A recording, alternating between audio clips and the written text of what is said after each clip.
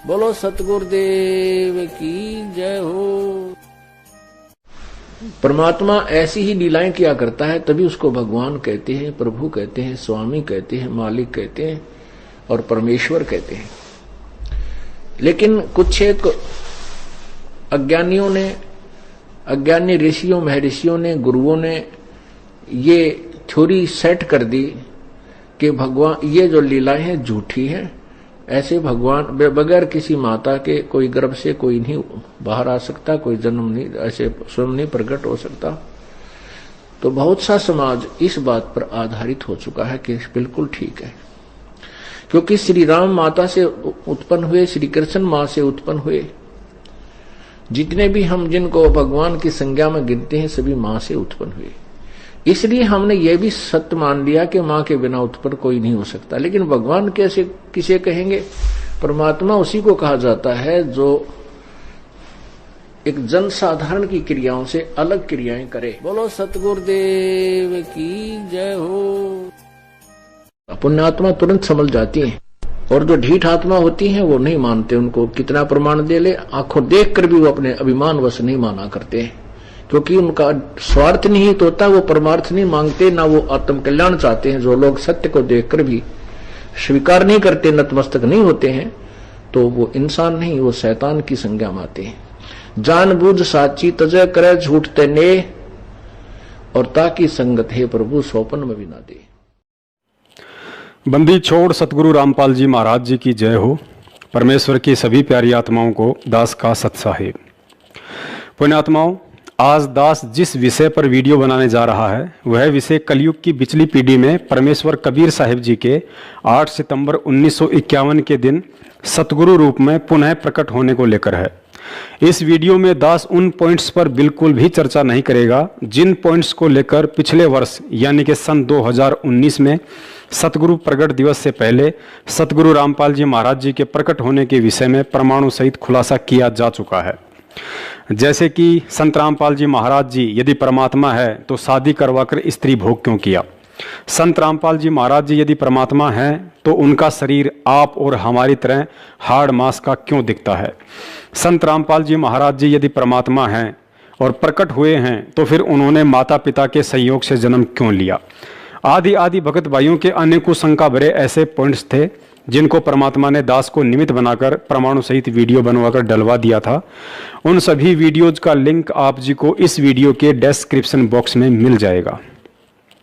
लेकिन आज सन 2020 में सतगुरु प्रकट दिवस से पहले हम जो बातें परम पूज्य सतगुरु रामपाल जी महाराज जी के 8 सितंबर 1951 के दिन गांव धनाना जिला सोनीपत हरियाणा में प्रकट होने के विषय में करने जा रहे हैं, उन्हें बहुत ही ध्यान से सुनने और फिर मनन करने की आवश्यकता है, वरना इतना बड़ा धोखा खा जाओगे उसके बाद कुछ भी खाने और खोने को बचेगा ही नहीं।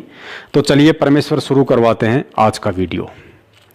पुण्यात्माओं, निसंदेह औरत को औरत ही जन्म देती है। 18-20 वर्ष तक उसे माँ का प्यार देती है, एक जिम्मेदार नारी बनाती है। पिता उसकी रक्षा और पालन पोषण की जिम्मेदारी उठाता है। माता पिता अपना पेट काटकर उसकी हर इच्छा पूरी करने की भरपूर कोशिश करते हैं। लड़की भी पूरी तरह अपने माता पिता के प्रति समर्पित होती है। उसे दुनिया में अगर कोई मूल्यवान दिखाई देता है तो केवल उसके माता पिता, और होना भी चाहिए। यदि माता पिता ने अपनी जिम्मेदारियों का ठीक से निर्वाह ना किया होता तो शायद बच्ची का भविष्य अंधकारमय हो जाना था। लेकिन जब वही बच्ची युवा होकर शादी के बंधन में बंध जाती है तो उसी दिन से अपना सर्वस्व अपने पति देव को सौंप देती है, अर्थात अपने पति के प्रति उतनी ही और उसी तरह समर्पित हो जाती है जिस तरह का समर्पण भाव शादी से पहले अपने माता पिता के प्रति हुआ करता था। पति उसके लिए परमेश्वर हो जाता है। उसे माता पिता याद अवश्य रहते हैं, लेकिन शादी के बाद माता पिता की इतनी आवश्यकता महसूस नहीं करती है जितनी कि अपने पति के सहारे की। और एक पतिव्रता औरत का यही समर्पण भाव पति के हृदय में उसके लिए विशेष प्यार और सम्मान पैदा करता है। और दूसरी तरफ यदि वही औरत शादी के बाद भी अपने माता पिता से मोह ना हटाकर निरंतर उन्हीं का चिंतन करती रहे, ससुराल में अपने मायके का ही गुणगान करती रहे, तो निश्चय ही ऐसी औरत अपने पति और सास ससुर के लिए सिरदर्द कहिए या फिर उपेक्षा की पात्र बनकर एक न एक दिन परिवार में कलह का कारण बन जाती है। पुण्यात्माओं, ठीक यही स्थिति आध्यात्मिक जीवन में एक पतिव्रता आत्मा अर्थात सुयोग्य भगत को अपनी समझनी चाहिए।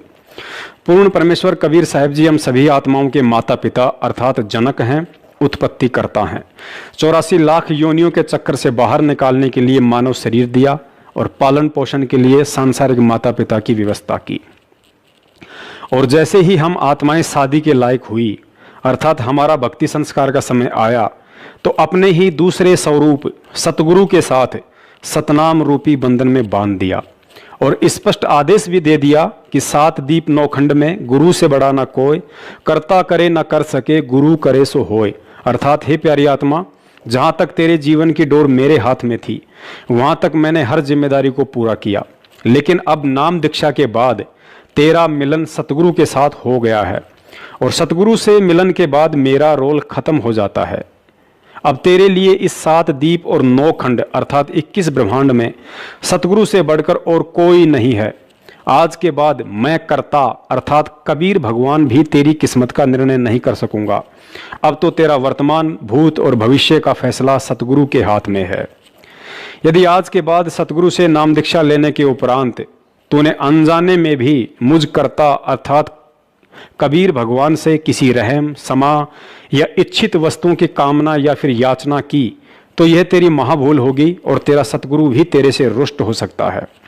फिर कहते हैं, गुरु बड़े हैं गोविंद से, मन में देख विचार, हरि सुमरे सो रह गए और गुरु भजे हो पार।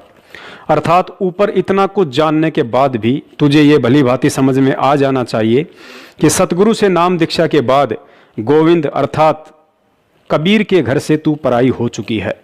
अब तेरा पति परमेश्वर सतगुरु है, उसकी खुशी में ही तेरी खुशी और उसकी इच्छा में ही तुझे राजी रहना होगा।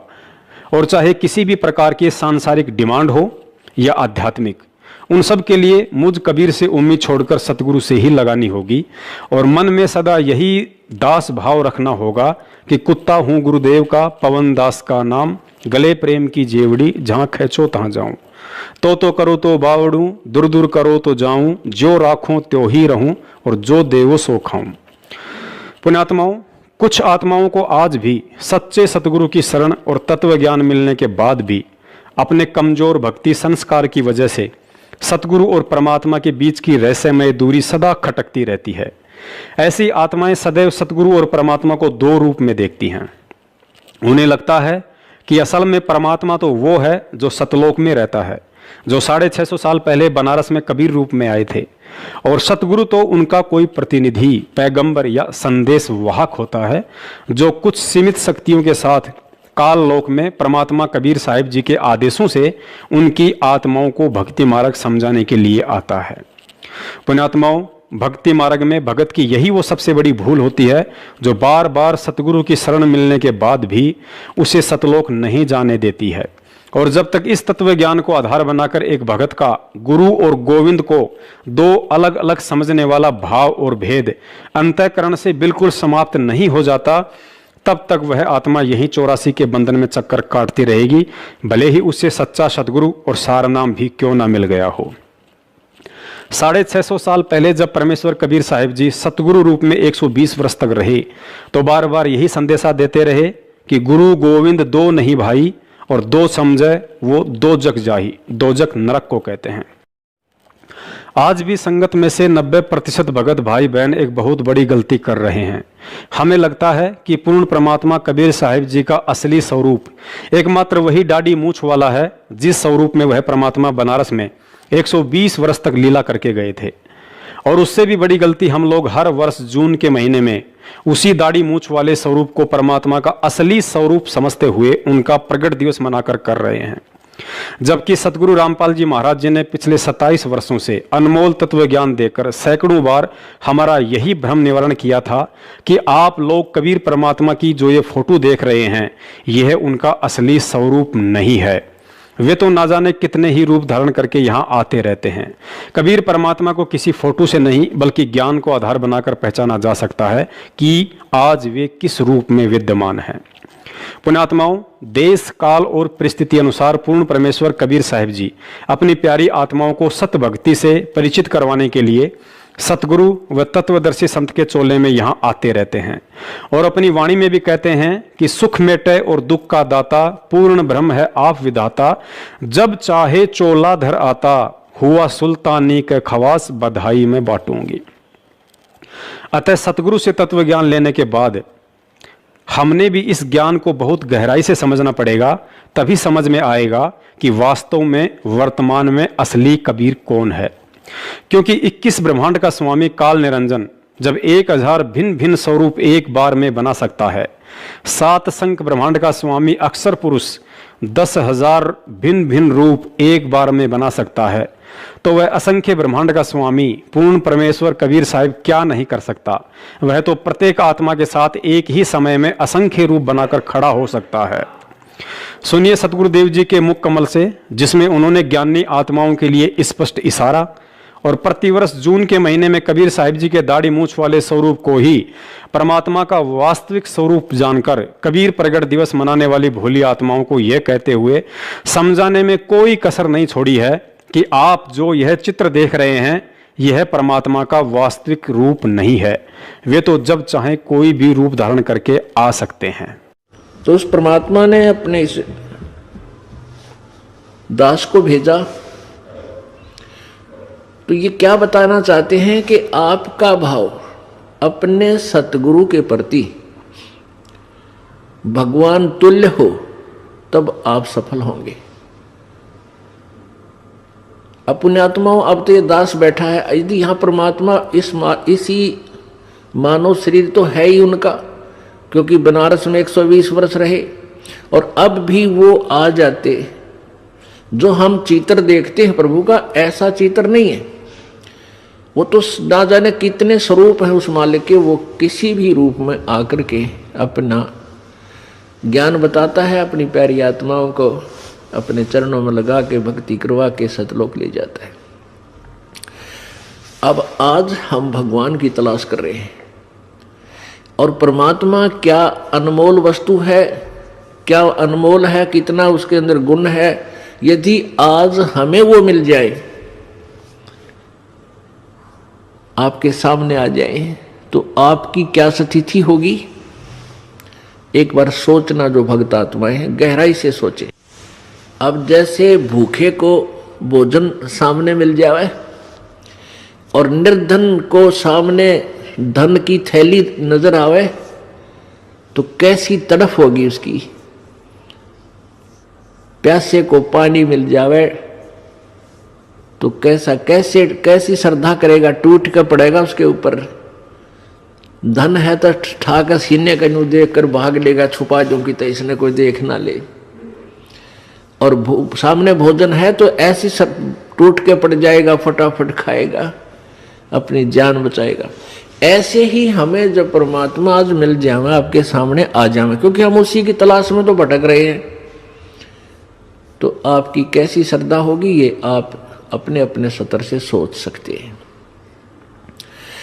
अब वो भगवान यहां आ जाए, अरदास के स्थान पर बैठकर सत्संग करने लग जाए, क्योंकि ज्ञान तो देना ही पड़ेगा उन्होंने, तो आपकी कैसी भावना होगी। आंखों में आंसू हो, हृदय में प्यार हो, और कोई भी अवगुण हम भगवान में देख नहीं सकते, क्योंकि भगवान में अवगुण होता ही नहीं। तो यहां हम इसी दृष्टिकोण से परमात्मा के भेजे हुए इस दास को आपने ऐसे ही देखना है, ऐसे विचार रखने, ताकि आपकी आत्मा परमात्मा पाने योग्य बनी रहेगी, उसमें मैल नहीं आवेगा। अब जैसे हमने परमात्मा पाना है तो गुरु जी को भगवान स्वीकार करना होगा। परमात्मा को एज ए गॉड ट्रीट करना पड़ेगा, तब ही हम निर्मल होंगे, हमारे अंदर आधीनी श्रद्धा बनी रहेगी। अब एक गणित के अंदर एक प्रश्न आता है ऋण का, लोन का। उसमें क्या होता है कि मूल धन ज्ञात करना होता है, और वो मूलधन लाखों और करोड़ों की संख्या का होता है। उस लाखों करोड़ों की संख्या के मूलधन, मूल राशि को ज्ञात करने के लिए, प्राप्त करने के लिए हमने सपोज करना पड़ता है, मानना पड़ता है। मान लीजिए मूलधन 100 रुपये, उस 100 रुपये मूलधन को मानकर हम उस ओरिजिनल वास्तविक उस करोड़ों और लाखों वाले मूलधन को प्राप्त कर सकते, अन्यथा हम उसका कोई और हल कर ही नहीं सकते, उसको प्राप्ति कर ही नहीं सकते। इसी प्रकार वो परमात्मा तो अथाह है, बहुमूल्य है, उसकी कोई कीमत को नहीं, वो तो मालिक है, समर्थ है। उस समर्थ भगवान को पाने के लिए हमने गुरुजी को मानना पड़ेगा। ये भगवान मान लो, गुरुजी भगवान परमात्मा। तो इस दास को यानी अपने गुरुजी को परमात्मा मानने से एक छोटी सी राशि है 100 रुपये लाखों और करोड़ों की तुलना में, फिर भी उसके बिना वो लाखों और करोड़ों वाला मूलधन आपको प्राप्त नहीं हो सकता, कभी नहीं हो सकता। आप जी ने अपने गुरुजी को भगवान मान लेना चाहिए। पुण्यात्माओं, इस वीडियो में सतगुरुदेव जी ने एक और बात पर बार बार जोर दिया है कि यदि आपने मोक्ष चाहिए तो गुरुजी को भगवान के तुल्य मानना पड़ेगा, कि मान लो गुरुजी भगवान। पुण्यात्माओं, सतगुरु रामपाल जी महाराज जी के द्वारा गुरुजी को परमात्मा तुल्य मानने के लिए ये बात कहना कि मान लो गुरुजी भगवान, इस बात को भी हमें गहराई से समझना पड़ेगा कि आखिर सतगुरु रामपाल जी महाराज स्वयं पूर्ण परमेश्वर कबीर साहब होते हुए भी यहाँ स्पष्ट रूप से अपने आप को भगवान ना कहकर गुरु जी को भगवान तुल्य मानने के लिए क्यों कह रहे हैं। परमेश्वर कबीर साहिब जी 650 साल पहले बनारस में अपने परमात्म स्वरूप को छुपाते हुए एक सतगुरु की भूमिका कर रहे थे और अपने ही तीनों रूप अर्थात परमात्म रूप, सतगुरु रूप और एक साध अर्थात परम भगत वाले रोल को समझाते हुए कहा था कि साहिब से सतगुरु भय और सतगुरु से भय साध, ये तीनों अंग एक हैं, गति कुछ अगम अगाध। अर्थात वह पूर्ण परमात्मा कबीर अपने सतलोक में स्वयं परमात्मा अर्थात साहिब रूप में तो बैठा ही है, इसके अलावा अपने परमात्मा वाले रूप को हल्का तेज पुंज का बनाकर सतगुरु की भूमिका और फिर किसी नेक आत्मा को अपना मुंह बोला गुरु धारण करके एक सुयोग्य शिष्य की भूमिका भी स्वयं ही करता है, ताकि अपने फॉलोअर्स को ये शिक्षा दे सके कि परमात्मा के सत भक्ति वाले मोक्ष मार्ग में जब तक आपका अपने गुरु के प्रति श्रद्धा भाव व्यवहार आचार विचार लगन और विश्वास इतना नहीं होगा जितना कि मैंने अपने गुरु के प्रति समर्पित होकर एक उदाहरण पेश किया है, तब तक आप सतलोक जाने के अधिकारी नहीं बन सकते। अतः सतगुरु रामपाल जी महाराज जी के द्वारा स्पष्ट रूप से अपने आप को भगवान होते हुए भी भगवान ना कहकर यह कहना कि आपने गुरु जी को भगवान तुल्य मानना पड़ेगा, इसके पीछे का मुख्य कारण यही है कि उपरोक्त वाणी के अनुसार वे स्वयं परमात्मा और सतगुरु वाली भूमिका के साथ साथ एक सुयोग्य परम भगत का भी रोल कर रहे हैं और भगत के रोल में अपने आप को स्पष्ट रूप से भगवान ना बताकर ज्ञानी आत्माओं के लिए इशारा कर दिया कि आपने गुरु जी को भगवान तुल्य मानना पड़ेगा। परमात्मा कहते हैं वो स्वयं ही यहाँ पर तत्वदर्शी संत बनकर आते हैं और अनजान संतों और ऋषि महर्षियों के द्वारा जो भक्ति का स्वरूप बिगाड़ दिया जाता है उसको स्वस्थ करने के लिए आते हैं। वो स्वयं ही परमात्मा होते हैं, वो परम अक्षर ब्रह्म वो स्वयं है, वही संत रूप धारण करते हैं, वही एक परम भक्त की भी भूमिका करते हैं।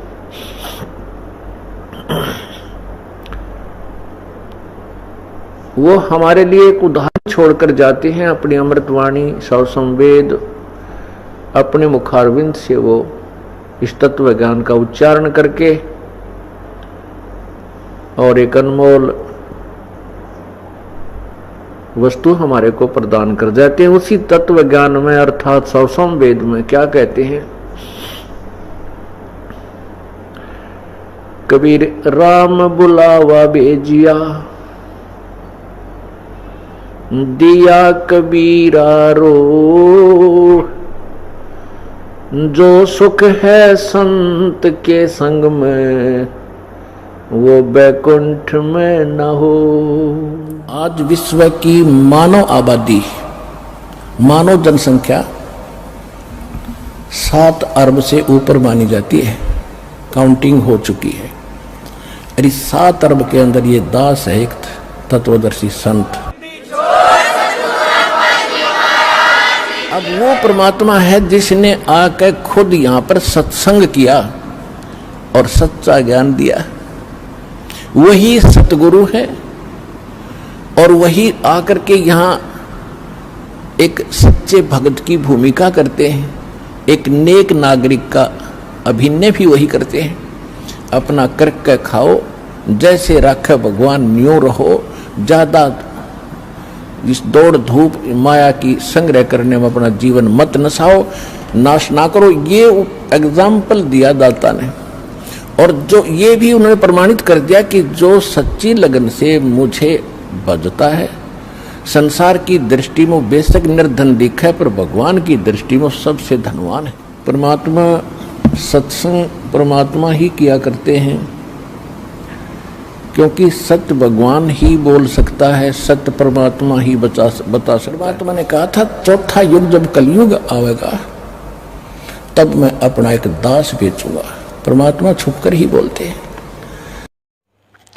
पुण्यात्माओं, जब तक इस तत्व ज्ञान और सतगुरु के संकेतों को आधार बनाकर हम सतगुरु के चोले में परमात्मा को नहीं देखेंगे, तब तक हम हृदय से गुरु जी को लाख जन्म भी भगवान स्वीकार नहीं कर पाएंगे, चाहे कोई कितनी ही बात क्यों ना बनाए। एक तरफ गुरु जी को परमात्मा मानना और दूसरी तरफ यह मानना कि गुरु जी स्वयं परमात्मा ही होते हैं, अन्य कोई गुरु हो ही नहीं सकता, इन दोनों बातों में रात दिन का अंतर होता है। इस बात को गहराई से समझिए। गुरु जी ने एक सत्संग में बताया कि जब आप ये शरीर छोड़ोगे तो त्रिकुटी पर मुझ रामपाल दास अर्थात गुरु जी के रूप में आपको परमात्मा कबीर साहिब जी मिलेंगे, और वह परमात्मा आपकी परीक्षा लेगा कि आपका अपने गुरु जी के प्रति कितना भाव है और आप उन्हें कितना समझ पाए। अब त्रिकुटी पर वो भगत 101% फेल हो जाएगा जो पृथ्वी लोक पर गुरु जी के सत्संगों वाले इशारों को ना समझकर आजीवन उन्हें हृदय से भगवान ना मानकर केवल भगवान के तुल्य ही समझता रहा कि मान लो गुरु जी भगवान। और वह सुयोग्य शिष्य त्रिकुटी पर 101% पास हो जाएगा जिसने गुरु जी को पृथ्वी लोक पर भगवान के तुल्य नहीं बल्कि स्वयं भगवान ही माना था कि गुरुदेव के अलावा अन्य कोई भगवान होता ही नहीं है। पुण्यात्माओं, इसीलिए परमात्माओं को सतगुरु रूप में प्रकट होकर प्रचलित लोक वेद से हटकर तत्व ज्ञान देने की आवश्यकता पड़ती है, ताकि ये आत्माएं सतलोक जाने के मार्ग में कहीं भी धोखा खाने से बचें। तत्व ज्ञान में गुरुजी ने सैकड़ों बार समझाया कि पृथ्वी पर तुम्हारे स्थूल शरीर से भक्ति का अभ्यास करवाया जा रहा है, क्योंकि शरीर छोड़ने से पहले साधक का अपने गुरु के प्रति जो भाव और श्रद्धा स्थूल शरीर में होती है, शरीर त्यागने के बाद वैसी की वैसी भावना सूक्ष्म शरीर में बनी रहती है।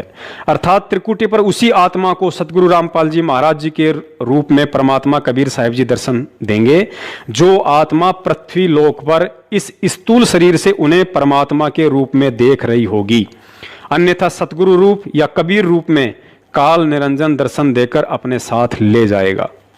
अतः कहने का मतलब यह है कि हमने तन मन और इस तत्व ज्ञान को आधार बनाकर सतगुरु रामपाल जी महाराज जी को 8 सितंबर 1951 के दिन भारतवर्ष की पवित्र भूमि पर हृदय से प्रकट परमात्मा जानकर 8 सितंबर के दिन केवल उन्हीं का प्रकट दिवस मनाना है, ना कि कबीर साहिब जी की 650 साल वर्ष पुरानी फोटो का।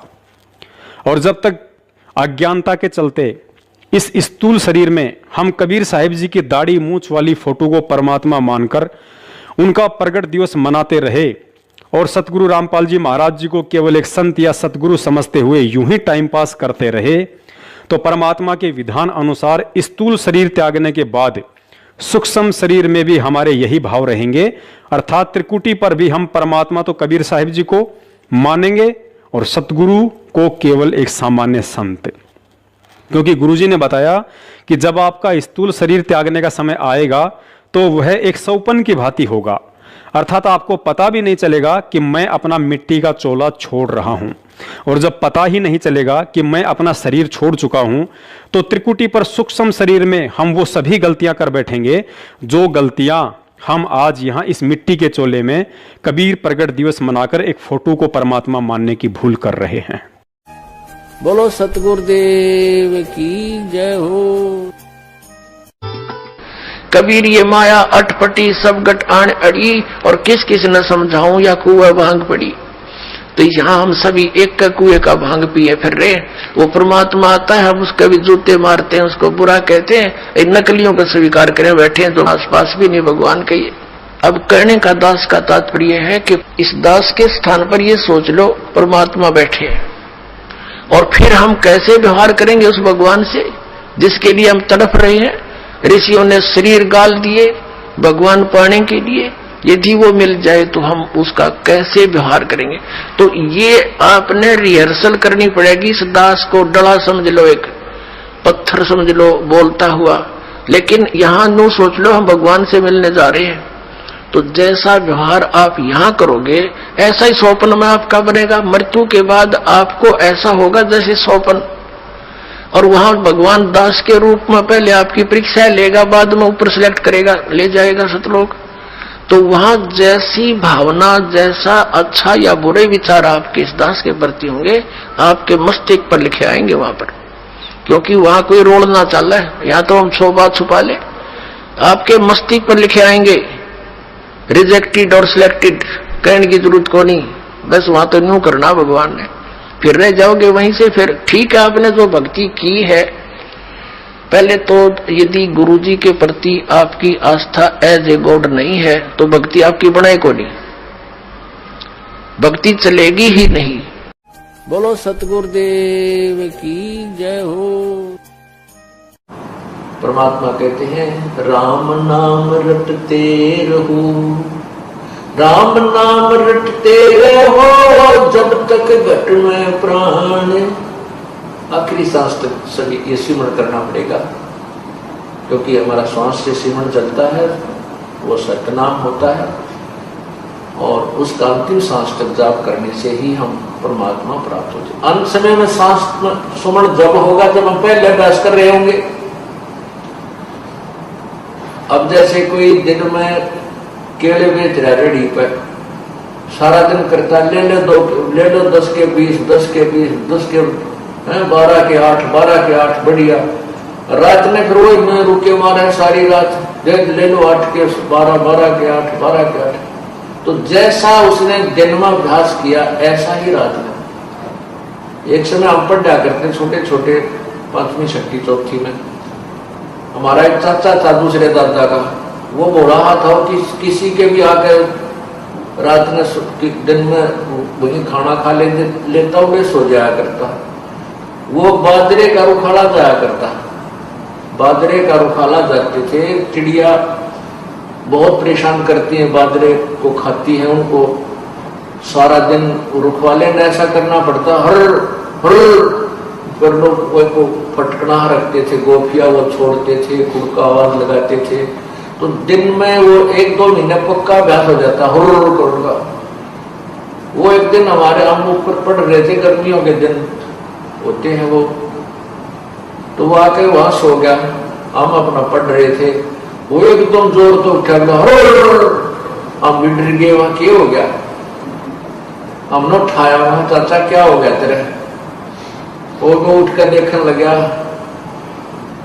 जो बोला मन ने जो सोचा, मैं वहां खेत में बाजरे का रुखाली कर रहा और चिड़िया आ गई, वो खा रही है, उनको भगा रहा था हुर्र करके। अब दिन में हुर्र करेगा तो रात में हुर्र याद आएगी। अब हम सारे जीवन में परमात्मा याद करेंगे, मरेंगे, मरते समय हमारा भगवान याद आएगा। और जिसने परमात्मा याद किया नहीं, सारा दिन सारी उम्र खो दी 2 के 20 बनाने में, तो उसका समय परमात्मा याद नहीं आएगी, वही बातें वही कुमत याद आएगी। बोलो सतगुरुदेव की जय हो। तो पुण्यात्माओं, पूज्य गुरुदेव जी के द्वारा अकाट्य प्रमाण देने के बाद अब तो कुछ आंखें खोलो और पहचानो कि वास्तव में असली कबीर परमेश्वर कौन है। गुरुजी ने अपने मुख कमल से यह तो साबित कर ही दिया कि 650 साल पहले वाला चित्र कबीर परमेश्वर जी का असली स्वरूप नहीं है। और दूसरी तरफ यह भी कह रहे हैं कि जब आप त्रिकुटी पर जाओगे तो वहां भी परमात्मा आपको मुझदास अर्थात संत रामपाल जी महाराज जी के रूप में ही दर्शन देंगे और सतलोक लेकर जाएंगे। तो फिर विचार करो कि कबीर भगवान कैसा है, उनकी शक्ल कैसी है और उनको देखा किसने? नहीं समझे? अरे भाई, सतगुरुदेव जी ने साबित कर दिया कि मैं ही परमात्मा कबीर साहिब हूं। यदि त्रिकुटी पर भी हमें वह कबीर परमात्मा सतगुरु रामपाल जी महाराज जी के ही रूप में दर्शन देंगे तो फिर विचार करने की बात है कि आज पृथ्वी पर उनके रूप में स्वयं कबीर परमात्मा ही हमारे सतगुरु बनकर हमें ज्ञान और भक्ति दे रहे हैं। पुण्यात्माओं, तत्वदर्शी संत से नाम उपदेश लेने के बाद जिस व्यक्ति को अभी तक सतगुरु की परिभाषा का भी ज्ञान नहीं हुआ तो समझो वह व्यक्ति अभी संशय में है। और संशय के विषय में गुरुदेव जी ने बताया कि संशय शोक सराय में सूतक दिन राती, जीवित जग में जूते पड़े फिर यम तोड़ेंगे छाती। अर्थात भक्ति मार्ग की किसी भी क्रिया में यदि आपको जरा भी संशय या शंका रह गई तो ना ही आपको वह शंका यहां चैन से जीने देगी और ना ही मरने के बाद मोक्ष प्राप्त होने देगी। अर्थात जीते जीतो कर्म की मार के जूते पड़ेंगे ही पड़ेंगे। शरीर त्यागने के बाद यमदूतों के हाथ लगोगे और तुम्हारी छाती तोड़ी जाएगी, अर्थात मुकदरों से पीटे जाओगे। सतगुरु की परिभाषा को समझाते हुए गुरुदेव जी ने बताया कि ना सतगुरु जननी जने जाके माना बाप, पिंड भ्रमण से रहित है ना वहां तीनों ताप। अर्थात जो सतगुरु होगा वह माता पिता से जन्म नहीं लेता है, वह प्रकट परमात्मा होता है तथा उनका शरीर तेज पुंज का होता है, पंच भौतिक नहीं। पुण्यात्माओं, परमेश्वर की वाणी कभी भी गलत सिद्ध नहीं हो सकती है। अतः उपरोक्त अमृत वाणी में सतगुरु की परिभाषा के अनुसार जो आत्माएं सतगुरु रामपाल जी महाराज जी को माता पिता से जन्म लिया हुआ मानती हैं तो ऐसी आत्माओं को कोई अधिकार नहीं है कि वे संत रामपाल जी महाराज जी को सतगुरु कहकर संबोधित करें और उनका झूठा जयकारा लगाएं कि बंदी छोड़ सतगुरु रामपाल जी महाराज जी की जय हो। और जो आत्माएं उन्हें माता पिता से जन्म लिया हुआ ना मानकर यदि प्रकट हुआ मानती हैं तो फिर ऐसी आत्माओं को कोई अधिकार नहीं है कि सतगुरु रूप में प्रकट परमात्मा संत रामपाल जी महाराज जी के अलावा कबीर जी की फोटो का कबीर प्रगट दिवस मनाएं। और यदि फिर भी मनाती हैं तो जाहिर सी बात है वे आत्माएं तत्व ज्ञान के अभाव में अभी तक गुरु और गोविंद अर्थात सतगुरु रामपाल जी महाराज और कबीर साहिब जी को दो अलग अलग रूप में देख रही हैं। और ऐसी आत्माओं के लिए परमात्मा ने अपनी वाणी में स्पष्ट कहा है कि गुरु गोविंद दो नहीं भाई, और दो समझे वो दो जग अर्थात नरक में जाही। गुरु और परमात्मा में कोई अंतर नहीं होता जब तक दो समझ कर चाल। ऐसा कबीर साहब कहते हैं वो कुत्ते की दुनिया का। गुरु परमात्मा स्वरूप समझना चाहिए जिसने आपको वो अनमोल चीज दी जिससे आपकी लत 84 मिटेगी। तो कहते हैं हरि के रूठे कबीर गुरु जय रूस जा, हरि जय रूस जा तो गुरु की शरण में जा, और कबीर गुरु जय रूस जा फिर हर नहीं करे साहब। पुण्यात्माओं, इसके अलावा सतगुरु देव जी ने अपने सत्संग में भगत के लिए एक ऐसा फॉर्मूला बताया है जिसको अपनाने से भगत को अपने गुरु में किसी सामान्य संत के नहीं बल्कि साक्षात परमात्मा के ही दर्शन होने लगेंगे। इस अनमोल फॉर्मूले में गुरुजी ने बताया कि यदि आपका भाव अपने गुरु में परमात्मा तुल्य नहीं बन पा रहा है तो इसका एक ही उपाय है कि आप सूक्ष्म वेद में वर्णित परमात्मा के लक्षणों को अपने गुरुजी पर लक्षित करना सीखो। उसके बाद ऑटोमेटिक आपका भाव और श्रद्धा अपने गुरुदेव में परमात्मा जैसी बनने लगेगी। अर्थात परमात्मा का प्रथम लक्षण होता है कि वे कभी किसी माता पिता से जन्म नहीं लेते हैं, वे अविनाशी व सौद स्वरूपी होते हैं। अतः आपने परमात्मा का यह लक्षण अपने गुरुदेव पर लक्षित करके फिर उन्हें उसी दृष्टि से देखना है कि मेरे गुरुदेव पूर्ण परमात्मा हैं जो किसी माता पिता के गर्भ से नहीं बल्कि 8 सितंबर 1951 के दिन भारतवर्ष की पावन भूमि पर 650 साल पहले धर्मदास जी से किए वायदे अनुसार कलयुग की इस बिचली पीढ़ी में हम जीव आत्माओं के उद्धार के लिए प्रकट हुए। लीला वह परमात्मा ऐसे ही करता है ताकि काल भी भ्रमित होकर उन्हें पहचान ना सके। फिर हम तुच्छ बुद्धि जीवों की तो औकात ही क्या। लेकिन सतगुरु के चोले में वह प्रकट परमात्मा अपने बच्चों को यह विशेष मूल ज्ञान देकर फिर स्वयं ही अपनी पहचान करवाता है कि चरम दृष्टि से माता पिता के सहयोग से जन्म लेकर आया हुआ सतगुरु रूप में मैं कबीर परमात्मा तुम्हारी तरह जन्म लेकर नहीं बल्कि प्रकट होकर अपना तत्व ज्ञान प्रचार करता हूं, क्योंकि पूरी पृथ्वी पर एक समय में केवल एक ही सतगुरु होता है और उस एकमात्र सतगुरु की भूमिका स्वयं वह कबीर परमात्मा ही कर सकता है, अन्य कोई भी करने में समर्थ नहीं होता है। अतः इस भाव से जब हम विचार करेंगे तो अंत में यही पाएंगे कि मैं जिस महापुरुष संत रामपाल जी महाराज जी को सतगुरु कहकर संबोधित करता हूं वह कोई और नहीं बल्कि स्वयं सतलोक का राजा कबीर परमात्मा है। सुनिए सतगुरुदेव जी के मुख कमल से, जिसमें वे स्पष्ट संकेत कर रहे हैं कि जब तक आप परमात्मा के लक्षणों को अपने गुरुजी पर लक्षित नहीं करोगे तब तक आपका वो भाव नहीं बन सकता जिस भाव से सतलोक की प्राप्ति होती है। लेकिन आपके लिए परमात्मा का विधान है, गुरु गोविंद कर जानियो और रहियो शब्द समाए, मिले तो दंडवत बंदगी नहीं पल पल ध्यान लगावे, कि गुरु को भगवान मानकर चलना और रहियो शब्द समाए। शब्द समाये रखना मतलब जो उसने मंत्र दिया है वो सत मंत्र सतनाम यानी सत भक्ति, उसमें लीन रहना, गुरु जी को भगवान मानना और जो उपदेश मंत्र दिया है उसमें समाये रहना, उसकी भक्ति पर ज्यादा ध्यान रखना। और जब भी मिले तो दंडवत बंदगी, जहां मिले वहां दंडवत प्रणाम करना, और नहीं मिल पाते हो जैसे घर पे तो पल पल ध्यान लगावे। यानी परमात्मा के गुणों को अपने गुरु जी के ऊपर लक्षित करे और फिर आपका भाव बनेगा, एक प्यार जागेगा इस दास के प्रति जैसा इस काल के प्रति जाग्या था, और वही कसक आपकी इस दास के प्रति होगी तभी हम वहां चलेंगे। जिस कसक के साथ हम वहां डटे नहीं डटे, तो ऐसा ही भाव अब हम कैसे भावित होते हैं, जैसे एक हीरो या हीरोइन नकली बात बना के, एक तो उसने पढ़ावा है फिर वो बोल रहा है, उसके एक दो डायलॉग पर हम आसक्त हो जाते हैं, ओहो बड़ा क्या बात कही, बड़ा सुंदर बोला, और यहाँ दास ने ऐसा पिटारा खोल दिया इन बोलों का वचनों का।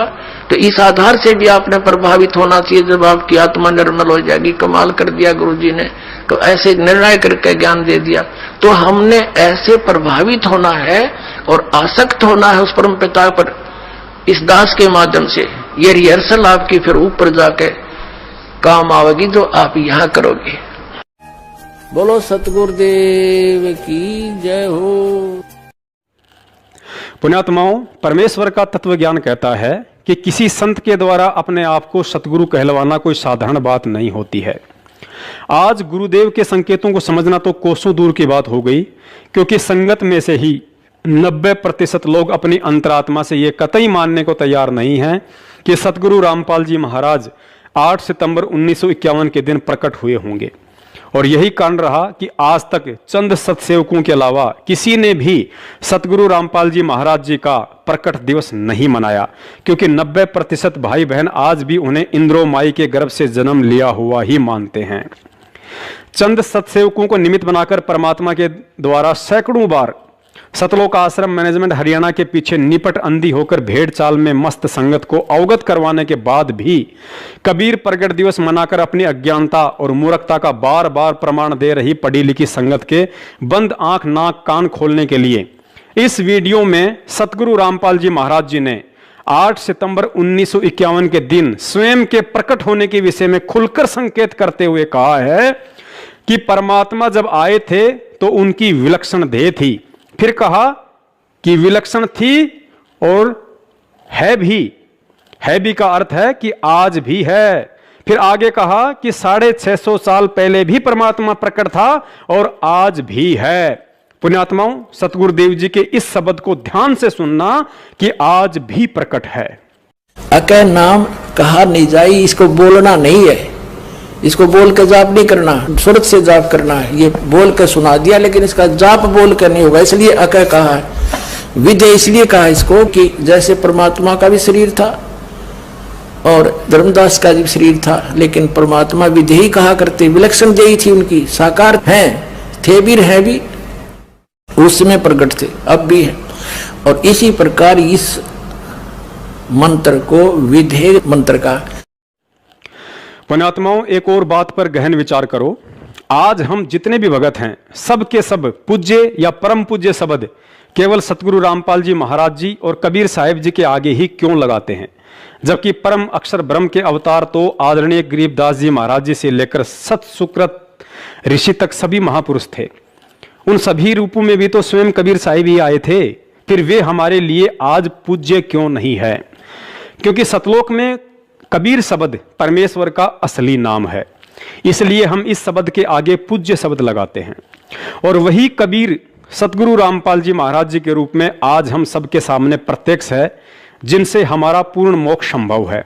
इसलिए हम सतगुरु रामपाल जी महाराज शब्द के आगे भी पूज्य शब्द लगाते हैं, जबकि गरीबदास जी महाराज करुणामय, मुनिंद्र या सतसुकृत, ना ही तो ये नाम परमात्मा के वास्तविक नाम है और ना ही उन महापुरुषों से हमारा मोक्ष हुआ। वे केवल उन आत्माओं के लिए उस समय परम पूजनीय थे जिस समय वे उनके सतगुरु रूप में पृथ्वी पर विद्यमान थे। अतः वर्तमान में वे सभी महापुरुष हमारे लिए आदरणीय हैं, ना कि पूजनीय। इसके अलावा पुण्यात्माओं, हम रोज संध्या आरती करते हैं और संध्या आरती के अंत में गुरुदेव भगवान का अंग आता है, यानी हम अपने गुरुदेव के सन्मुख उनसे प्रार्थना करते हैं और कहते हैं कि अवगुण किए घनेरे फिर भी भले बुरे हम तेरे, दास को जान के निपट नादान मोहे बख्श दियो अविनाशी। अर्थात हम रोज सतगुरु रामपाल जी महाराज जी को अविनाशी कहकर उनसे प्रार्थना करते हैं कि हे अविनाशी गुरुदेव, आपके विधान और तत्व ज्ञान से अपरिचित होने के कारण इस दास ने बहुत अवगुण किए हैं। अतः अनजाने में हुए उन अवगुणों के लिए मुझ दास को बख्शने की कृपा करें। रोजाना संध्या आरती करने वाले और रोज अपने गुरुदेव को अविनाशी कहने वाले, अर्थात जिसका कभी नाश ना हो, जो अजर अमर हो, ऐसी महिमा करने वाली आत्माओं ने क्या कभी विचार किया है कि अविनाशी कभी माता पिता के गर्भ से जन्म नहीं लेता? जिसने पूरी दुनिया की माताओं को अपने शब्द से उत्पन्न किया हो, फिर भला दुनिया में ऐसी कौन सी माँ है जो उस अविनाशी सतगुरु रामपाल जी महाराज जी अर्थात कबीर साहिब जी को एक सेकंड के लिए भी अपने कोख में रखने में समर्थ हो? पुण्यात्माओं, जो गलती आज से 250 साल पहले आदरणीय गरीबदास जी महाराज जी को लेकर छुड़ाने वाले कर चुके हैं, वो गलती आज हमने भूलकर भी नहीं दोहरानी है। क्योंकि लगभग 250 वर्ष पहले परमेश्वर कबीर साहिब जी आदरणीय गरीबदास जी महाराज जी के चोले में सतगुरु रामपाल जी महाराज जी की भांति एक साधारण जाट किसान परिवार में आए थे। शादी भी करवाई, उनके 6 बच्चे भी थे, खाना भी खाया करते थे, खेतों में काम भी किया करते थे और तत्व ज्ञान का उपदेश भी किया करते थे। इसी के चलते आजीवन छुड़ाने वालों ने उनका उपहास उड़ाया, उन्हें छोरी का छोरा और कभी बावलिया कहकर संबोधित किया। लेकिन उनके द्वारा रचित आदरणीय सदग्रंथ साहिब की भूमिका में लिखा हुआ है कि जब उन्होंने शरीर छोड़ने की लीला की तो उनकी चिता से अस्थियां नहीं मिली। उसके बाद गांव वाले और उनके परिवार वालों ने बहुत ही प्रायश्चित किया और कहने लगी कि महाराज जी तो स्वयं परमात्मा थे, उनका तो तेजपुंज का शरीर था, वे तो सौद स्वरूपी थे और आज छुड़ाने में उनकी सूखी महिमा मंडन और यादगार में एक भव्य मंदिर का लठ गड़वा दिया जिसका कोई लाभ नहीं है। आदरणीय गरीबदास जी महाराज जी के चोले में साक्षात कबीर साहिब जी के होने का प्रमाण स्वयं आज सतगुरुदेव रामपाल जी महाराज जी ने भी अपने शब्दों में दिया है कि मूर्ख मनवा काल की चिंता क्यों सताती है, सतगुरु अपना साथी है। सत्य पुरुष ने छुड़ानी में बलराम की गऊ चराई, गंगा जी को प्रकट कर रानी मात नुभाई। भाई अद्भुत लीला आप दिखाई, दुनिया ना समझ पाती है, सतगुरु अपना साथी है। अर्थात सत्य पुरुष यानी कि स्वयं कबीर साहिब जी ने ही गरीबदास बालक रूप में बलराम जी की गऊ चराने की अद्भुत लीला की थी, लेकिन दुनिया उन्हें समझ नहीं पाई। तो पुण्यात्माओं, आप अपना आंकलन स्वयं कर लेना कि कहीं आप भी सतगुरु रामपाल जी महाराज जी को आदरणीय गरीबदास जी महाराज जी के गांव और परिवार वालों की तरह इंद्रो माई का बेटा, अनारो माई का पति, अंजू मंजू का पापा और महेंद्र का भाई मानकर गलती तो नहीं कर रहे हैं? कहीं ऐसा तो नहीं कि आज इस अविनाशी प्रकट परमात्मा सतगुरु रामपाल जी महाराज जी के रहते सहते तो कबीर जी की फोटो का प्रकट दिवस और कल को उनके सतलोक जाने के बाद फिर मूर्खों की भांति ये कहकर कि सतगुरु रामपाल जी महाराज जी तो पूर्ण परमात्मा थे, उनका तेजपुंज का शरीर था, हमें हर साल 8 सितंबर को उनका प्रगट दिवस मनाना चाहिए, उनके नाम से बरवाला में एक बहुत बड़े मंदिर का लठ गड़वाना चाहिए। अगर आपने इतने प्रमाण देखकर भी उनको जीते जी पहचान कर 8 सितंबर के दिन सतगुरु प्रगट दिवस नहीं मनाया तो धिक्कार है आपके इस मानव जीवन पर। मूर्ख से मूर्ख इंसान जिसे भयंकर भूख लगी हो, ऐसी स्थिति में यदि उसके सामने एक थाली में आम और दूसरी थाली में मिट्टी से बनी आम की मूर्ति या आम का चित्र रख दिया जाए तो वह मूर्ख से मूर्ख व्यक्ति भी अपनी भूख शांत करने के लिए ओरिजिनल आम ही खाएगा, ना कि मिट्टी से बना आम या फिर आम का चित्र।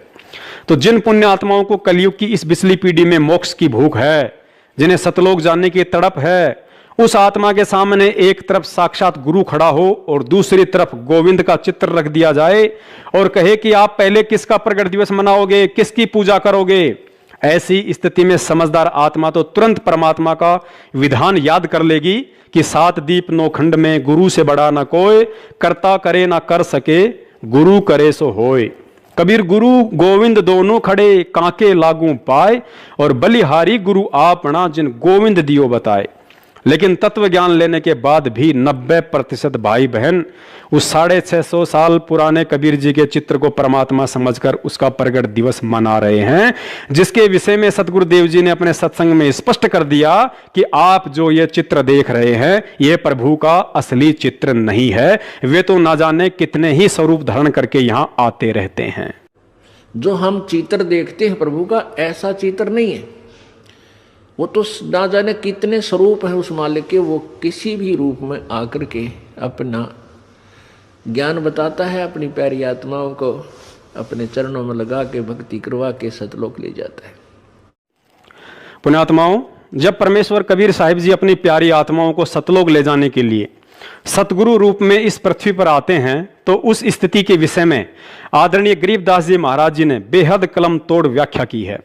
और यदि आज सतगुरु रामपाल जी महाराज जी से अनमोल तत्व ज्ञान लेने के बाद भी हमने इन वाणियों के मर्म को सही से नहीं जाना तो जाहिर सी बात है, भगत होकर भी हम कुत्ते की योनि में जाने से स्वयं वह परमात्मा भी नहीं बचा पाएगा।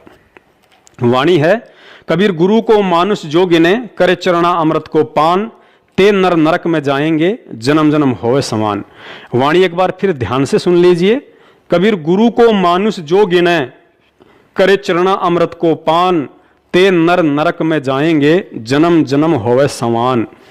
सबसे पहले तो यह समझना अति आवश्यक है कि आदरणीय गरीबदास जी महाराज जी की यह वाणी स्पेशल उन आत्माओं के लिए है जो वर्तमान में सतगुरु रामपाल जी महाराज जी से नाम दीक्षित हैं, ना कि भक्ति मार्ग से अनजान सांसारिक व्यक्तियों के लिए। महाराज जी ने समझाया कि जो व्यक्ति पूर्ण तत्वदर्शी संत से ज्ञान समझकर उन्हें अपना सतगुरु धारण कर चुका है तथा नियमानुसार चरणा अमृत भी पी रहा है, और इसके बावजूद भी यदि वह भगत अपने सतगुरु को केवल एक संत और परमात्मा किसी अन्य को मानता है तो वह व्यक्ति भले ही पूर्ण तत्वदर्शी संत की शरण में है, सत भक्ति मंत्रों का जाप भी कर रहा है और चरणा अमृत भी पी रहा है, लेकिन अंत में शरीर छोड़ने के बाद सतलोक की नहीं बल्कि कुत्ते की योनि प्राप्त करेगा। और इसमें कोई संशय नहीं है कि आज पूर्ण तत्वदर्शी संत सतगुरु रामपाल जी महाराज जी से तत्व ज्ञान लेकर तथा उनसे नाम दीक्षा प्राप्त करके रोजाना चरणा अमृत का सेवन करने वाले 90% वे भगत भाई बहन जो हर साल कबीर प्रगट दिवस मनाते हैं, सारे के सारे अभी भी इतने प्रमाण देखकर कबीर प्रगट दिवस मनाने वाली अपनी महाभूल के लिए सतगुरुदेव जी से हृदय से दंडवत क्षमा याचना नहीं की तो मरणोपरांत फिलहाल कुत्ते का ही शरीर प्राप्त करने की दिशा में आगे बढ़ रहे हैं। पुण्यात्माओं, भले ही ये बात आपको बुरी लगे लेकिन यही सत्य है, क्योंकि ये विचार आदरणीय गरीबदास जी महाराज जी के हैं जो 100% सत्य हैं, और यही विचार उस समय 100% से 1000% सत्य हो जाते हैं जब पूर्ण तत्वदर्शी संत सतगुरु रामपाल जी महाराज जी गरीबदास जी महाराज जी की इस वाणी का ज्यों का त्यों अपने शब्दों में समर्थन कर देते हैं। तो अपने भ्रम निवारण के लिए देखिए, स्वयं सतगुरु रामपाल जी महाराज जी द्वारा सन 2013 में रचित एक पुस्तक यथार्थ भक्ति बोध का सरलार्थ के पेज नंबर 48 पर वाणी संख्या 10 में वाणी है, कबीर गुरु को मानुष जो गिने, करे चरणामृत को पान, ते नर नरक में जावेंगे, जन्म जन्म होए समान। और सरलार्थ में पूज्य गुरुदेव जी ने लिखा है, जो सतगुरु तत्वदर्शी है उसको परमात्मा तुल्य ही मानना चाहिए। यदि साधक ने गुरु धारण कर रखा है और नियमानुसार चरणा अमृत भी पी रहा है और गुरु जी को केवल संत रूप में देखता है और परमात्मा अन्य मानता है तो वह शिष्य पार नहीं हो सकता है। पार नहीं हुआ तो श्वान यानी कुत्ते आदि के शरीर प्राप्त करेगा। कलयुग की इस पिछली पीढ़ी में देखा देखी भेड़ चाल में मस्त होकर कबीर प्रगट दिवस मनाने वाली आत्माओं से प्रार्थना है, सतगुरु रामपाल जी महाराज जी द्वारा किए गए इस वाणी के सरलार्थ की बीच वाली 2 लाइनों पर जमकर आंखें टिका दो। स्थूल शरीर वाली आंखों को नहीं, बल्कि और 2 अन्य तत्व ज्ञान वाली आंखों को, जो हमें सतगुरुदेव से ज्ञान मिलने के बाद प्राप्त हुई है। यहां गुरुजी स्पष्ट कह रहे हैं, यदि साधक ने गुरु धारण कर रखा है और नियमानुसार चरणामृत भी पी रहा है और गुरुजी को केवल संत रूप में देखता है और परमात्मा अन्य मानता है, तो वैसे से पार नहीं हो सकता। पार नहीं हुआ तो श्वान यानी कुत्ते आदि के शरीर प्राप्त करेगा।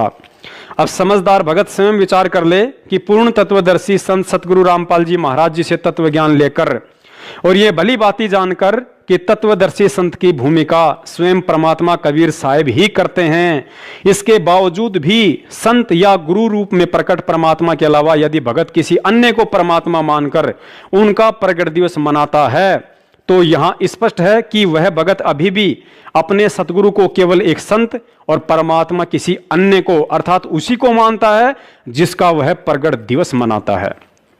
तो आदरणीय गरीबदास जी महाराज जी की इस वाणी और सतगुरु रामपाल जी महाराज जी के द्वारा इस वाणी के सरलार्थ अनुसार निश्चय ही ऐसा भगत शरीर छोड़ने के बाद कुत्ते की योनि प्राप्त करने वाला है। दास ये नहीं कह रहा कि कबीर जी परमात्मा नहीं है, परमात्मा तो सकल सृष्टि में अकेले कबीर साहिब ही हैं। लेकिन यदि वह कबीर आज आपके गुरु का रूप धारण करके आपके सामने प्रत्यक्ष है, तो फिर उसी कबीर की 650 साल पुरानी एक फोटो को परमात्मा मानकर उसका प्रगट दिवस मनाना क्या आपके द्वारा अपने ही गुरु की तौहीन नहीं है? पुण्यात्माओं, गुरु और परमात्मा के बीच के इस भेद को मिटाने के लिए ही वह परमात्मा इस पृथ्वी पर सतगुरु बनकर तत्व ज्ञान की बारिश करता है, ताकि आप और हम उन्हें आसानी से पहचान लें कि गरीब निर्गुण सरगुण एक है, दूजा ब्रह्म विकार, निर्गुण साहिब आप हैं और सरगुण संत विचार। अर्थात निर्गुण रूप में सतलोक में विराजमान वह कबीर परमात्मा उस समय सरगुण अवस्था में आ जाता है जब वह अपनी आत्माओं को तत्व ज्ञान देने के लिए पृथ्वी आदि लोक लोकांतरों पर एक संत या गुरु की भूमिका में तत्व ज्ञान प्रचार करता है। परमेश्वर जी ने बताया कि आदरणीय धर्मदास जी व नानक साहिब जी सहित अनेकों आत्माओं का निर्गुण सरगुण को लेकर नकली संतों द्वारा पैदा किया गया भ्रम उस समय समाप्त हो गया जब उन आत्माओं ने सतलोक के सिंहासन पर अन्य तेजोमय रूप में उसी महापुरुष को बैठा पाया, जो महापुरुष एक साधारण संत के रूप में उनका गुरु बनकर उन्हें नीचे से सतलोक लेकर गया था। उसके बाद तो उन आत्माओं में शंका की कोई गुंजाइश ही नहीं रही। और जब यही नजारा सतलोक में आदरणीय गरीबदास जी महाराज जी ने भी देखा, तो नीचे आकर कलयुग की वर्तमान बिचली पीढ़ी वाली हम अज्ञानी आत्माओं का मोत या बिंद हटाने के लिए अपने ग्रंथ साहिब में लिखा था कि गुरु को मानुष जो गिणे करे चरणा अमृत को पान, ते नर नरक में जाएंगे जन्म जन्म होए समान। पुण्यात्माओं, एक विशेष विचारणीय बात और है, जिस तरह आज स्वयं वह कबीर परमात्मा एक संत अर्थात सतगुरु रामपाल जी महाराज जी के रूप में आकर और अपने आप को छुपाते हुए यह कहकर कि मैं तो उस कबीर परमात्मा का भेजा हुआ पैगंबर हूं, संदेश वाक हूं, परमात्मा तो कबीर साहिब हैं जो सतलोक में रहते हैं। ठीक इसी प्रकार जब यही परमात्मा जिंदा महात्मा यानी एक संत रूप में आदरणीय धर्मदास जी, नानक साहिब जी, गरीबदास जी व मलुकदास जी सहित दादू जी को मिले, तो उन्हें भी यही कहा करते थे कि भाई मैं तो उस परमात्मा का भेजा हुआ नुमाइंदा हूं, परमात्मा तो सत्य पुरुष है जो सतलोक में रहता है। और साथ में यह भी बताया कि वह परमात्मा सतयुग में सत्सुकृत, त्रेता में मुनिंद्र और द्वापर युग में करुणामय ऋषि के रूप में एक तालाब पर कमल के विकसित फूल पर प्रकट हुआ था। उनकी परवरिश कंवारी गायों के दूध से हुई थी। लेकिन इसके बावजूद उन आत्माओं ने कभी भी ऋषि करुणामय, ऋषि मुनिंद्र का प्रगट दिवस नहीं मनाया, क्योंकि सतलोक देखने के बाद जैसा कि पहले ही बताया जा चुका है कि उन सभी आत्माओं का भ्रम निवारण हो चुका था कि कौन मुनिंद्र और कौन करुणामय। जो भी कुछ है वो केवल यही है जो आज हमारी पकड़ में है और जिसने सतगुरु रूप में आकर हमें नाम दीक्षा दी है और आत्म कल्याण का मार्ग बताया। पुण्यात्माओं, आज अपना आंकलन हमें स्वयं ही करना होगा कि पूर्ण सतगुरु से तत्व ज्ञान मिलने के बाद और उन महान आत्माओं के द्वारा आंखों देखा सतलोक का वर्णन करने के बावजूद भी सतगुरु के ज्ञान को आधार ना बनाकर किसी के भी इशारों पर कहीं भी प्रतिवर्ष कबीर प्रगट दिवस में शामिल होकर हम आदरणीय गरीबदास जी महाराज जी की इस वाणी के अनुसार सतलोक की तरफ कदम बढ़ा रहे हैं या कुत्ते की योनि की तरफ। सतगुरु देव जी ने सत्संगों में बताया कि एक समय जब जबरील नाम का देवता हजरत मोहम्मद जी को ऊपर लेकर गया तो रास्ते में उन्हें एक ऐसा व्यक्ति दिखाई दिया जो स्वर्ग की तरफ देखता था तो खुश होता था और नरक लोक की तरफ देखता था तो रोता था। हजरत मोहम्मद जी के पूछने पर जबरील ने बताया कि यह बाबा आदम है, स्वर्ग में इसके नेक बच्चे हैं जिन्हें देखकर यह खुश होता है और नरक में भी इसी के नालायक बच्चे हैं जिन्हें देखकर यह रोता है। तो पुण्यात्माओं, आज वो हालत हम नीच आत्माओं की वजह से हमारे सतगुरु देव जी की हो रही है। कलयुग की पिछली पीढ़ी में हमें मानव जन्म देकर सतगुरु रूप में वह परमात्मा खुश होता है और बार बार हमें पुण्यात्माओं शब्द से संबोधित करता है। तो दूसरी तरफ वह परमात्मा तत्व ज्ञान की इतनी बारिश करने के बाद भी हमारी भेड़ चाल को देखकर सत्संग करते करते रोने भी लगता है, क्योंकि पिता होते हुए भी उसे अपने पिता होने के सैकड़ों प्रमाण देने पड़ रहे हैं।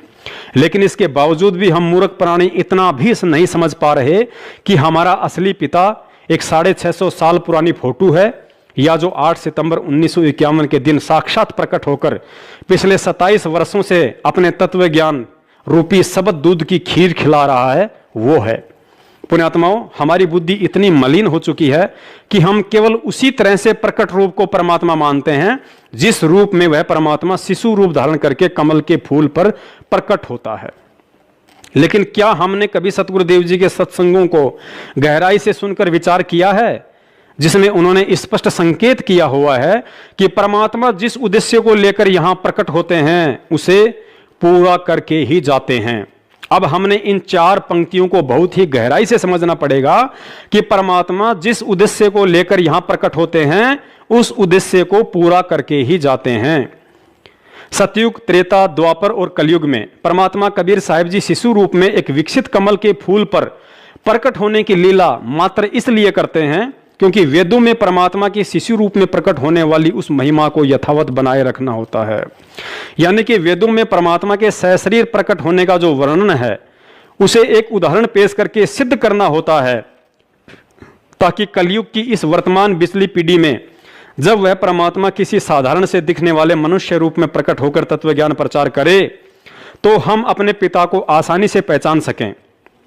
अतः कलयुग की प्रथम पीढ़ी में परमात्मा ने कबीर रूप में मात्र इसी उपरोक्त मुख्य कारण से कमल के फूल पर शिशु रूप में प्रकट होने की आवश्यकता पड़ती है और अपने उद्देश्य को पूरा करते हैं। अन्यथा वह समर्थ तो जब चाहे जिस उम्र में किसी भी रूप में कहीं भी प्रकट हो सकता है, जैसे आज संत रामपाल जी महाराज जी के रूप में प्रकट हैं। उसके 250 साल बाद वही परमात्मा बंदी छोड़ गरीबदास जी महाराज जी के रूप में हमारी चरम दृष्टि को धोखा देते हुए पुनः छुड़ानी में प्रकट हुए। बावड़िया, छोरी का छोरा और गरीबू कहलाया, लेकिन अपने उद्देश्य को पूरा करके चलता बना। उद्देश्य यही था कि कलयुग की प्रथम पीढ़ी में जो अनमोल तत्व ज्ञान उन्होंने धर्मदास जी को निमित्त बनाकर पवित्र कबीर सागर में लिपिबद्ध करवाकर छोड़ दिया था, उस ज्ञान में काल अपने नकली संतों के मनमाने आचरण व सोच आधार से मिलावट करवा देता है, जिसकी क्षतिपूर्ति के लिए उन्होंने गरीबदास रूप में आकर पुनः उस तत्व ज्ञान की एक नए रूप में रचना करनी होती है, ताकि कलयुग की बिचली पीढ़ी की जीव आत्माओं के लिए वह पवित्र ग्रंथ संजीवनी बूटी बन सके। और अपने इस उद्देश्य की पूर्ति के बाद वह परमात्मा चला जाता है। उसके बाद वह परमात्मा कलयुग की बिचली पीढ़ी में अपने पूर्व निर्धारित उद्देश्य को पूरा करने, अर्थात उनके द्वारा भिन्न भिन्न रूपों में प्रकट होकर भक्ति मार्ग की जो भूमिका सैकड़ों वर्ष पहले प्रकट होकर बनाई गई होती है, उसे अंतिम रूप देने के लिए एक संत रूप में आता है तथा अपने विधान अनुसार उसको पूरा करके ही जाता है।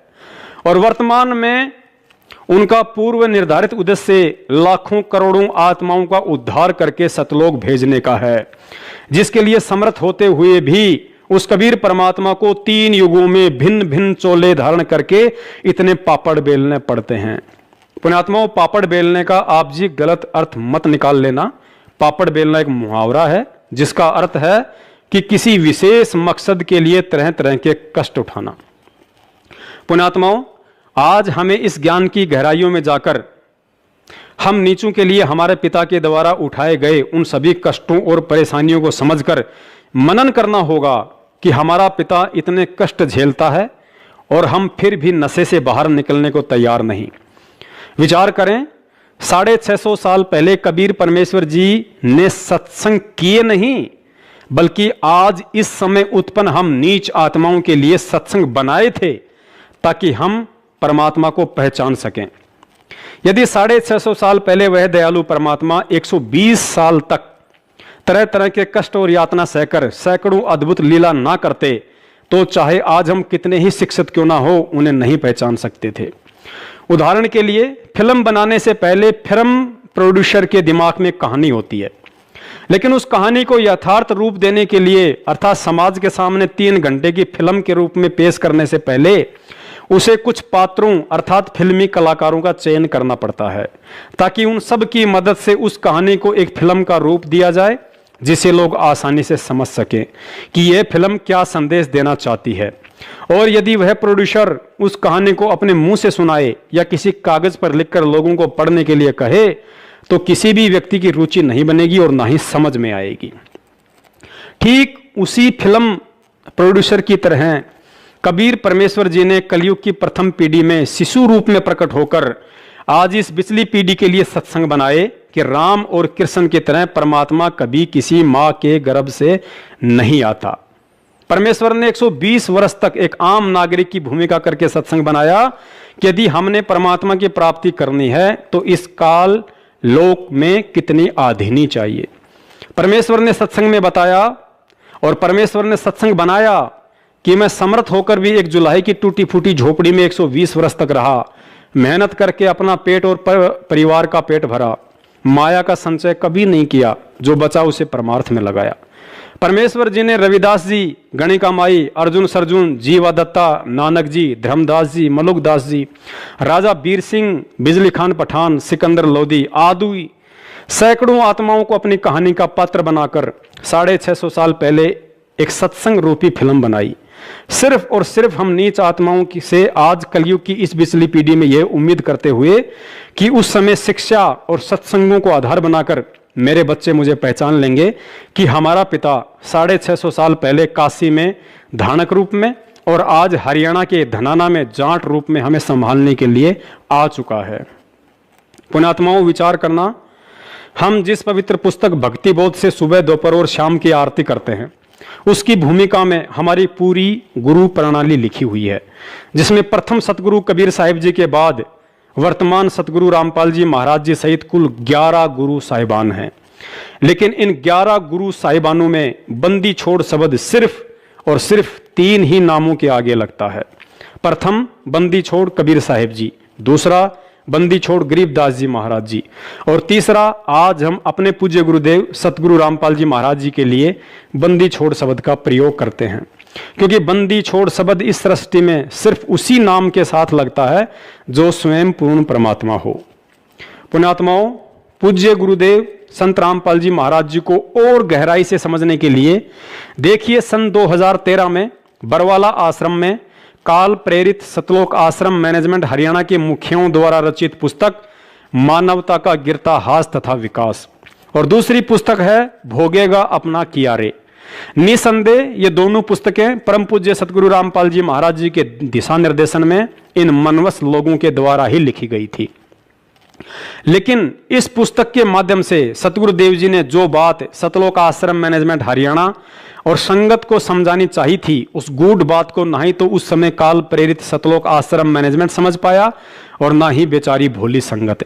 अतः आज परमेश्वर जी मुझ तुच्छ दास को निमित्त बनाकर इस पुस्तक में लिखे गूढ़ संकेतों को संगत तक पहुंचा रहे हैं, और इन सांकेतिक प्रमाणों को देखने के बाद सन 2014 से पहले नाम उपदेशी भगत भाई बहनों में यदि जरा भी समझ होगी तो सिर पर हाथ रखकर थप्पियां मारेंगे और कहेंगे कि ज्ञान को आधार ना बनाकर सन 2014 के बाद से किन मूर्खों के संपर्क और बहकाव में आकर असली जीते जागते कबीर को भुलाकर रोहतक और जबलपुर में कागज के कबीर का प्रगट दिवस मनाकर तथा कुपात्रों को दान और अनमोल समय देकर क्यों हमने अपने कर्म फोड़े।